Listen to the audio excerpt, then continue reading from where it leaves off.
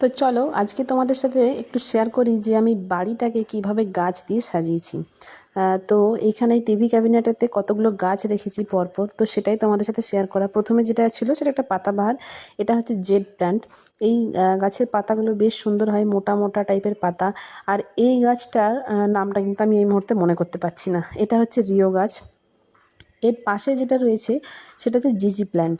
এই গাছটা একদম ছোট্ট মতো, অনলাইন থেকে আমি কিনেছিলাম, তো আজ এই কদিন হলো বেশ সুন্দর পাতা গজিয়েছে আর কি।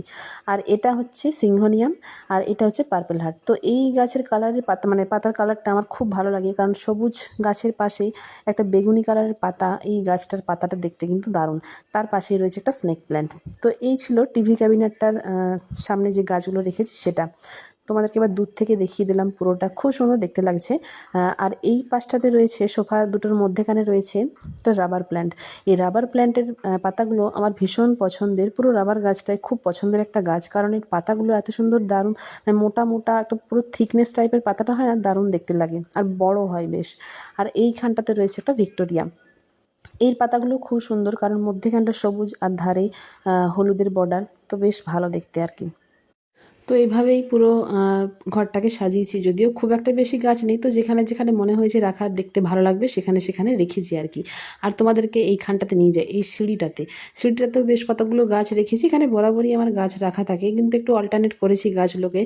তো এখন এই ব্যালকনির দরজাটা দাঁড়াও খুলতে হবে, তার জন্য অন্ধকার লাগছে। কপারটা দেওয়া আছে তো দরজাটা, সেই জন্য একটু অন্ধকার অন্ধকার লাগছে। এখানে পরপর আছে অনেক রকমের গাছ। তো কী কী গাছ সেটা বলতে গেলে অনেক বড় হয়ে যাবে। ওটা একদিন অন্যদিন শেয়ার করবো যে কী কী গাছ আছে। প্রায় বলতে পারো সব রকমেরই গাছ আছে, কতগুলো ইউনিক গাছ ছাড়া আর কি। আর ব্যালকনিটাও বেশ নোংরা হয়ে গেছিলো, এই কদিন এত বৃষ্টি পড়ছিল, একদম পুরো কাদাতে ভর্তি হয়ে গেছিলো, ধুলোবালিতে। তো সেই জন্য পুরো একদম ধুয়ে মুছে একদম দারুণ করে গাছগুলোকে সাজিয়েছি পরপর। কতগুলো গাছ ভেতরে নিয়ে গেছি, কতগুলো গাছ আবার বাইরে নিয়ে এসেছি। মানে এরকম তো অল্টারনেট করতেই হয়, কারণ মানে সব সময় যদি ভিতরে রেখে দিই, সূর্যের আলো ছাড়া তো গাছগুলো ভালো থাকবে না না। তো দেখো এখন দরজাটা খুলতে বেশ আলোটা আসছে বলে কত সুন্দর দেখতে লাগছে, তাই না? তো গাছ বরাবরই আমার খুব প্রিয়, মনে হয় সব গাছ বাড়ির মধ্যে নিয়ে চলে আসি, কিন্তু সেটা সম্ভব নয়। যতটুকু করা যায় ততটুকুই করি আর কি, যতটুকু আনতে পারি। তো এই ছিল আজকের ভিডিও। কেমন লাগলো তোমাদের ভিডিওটা অবশ্যই জানাবে কিন্তু। আর চলো আজকের মতো এতটুকুই।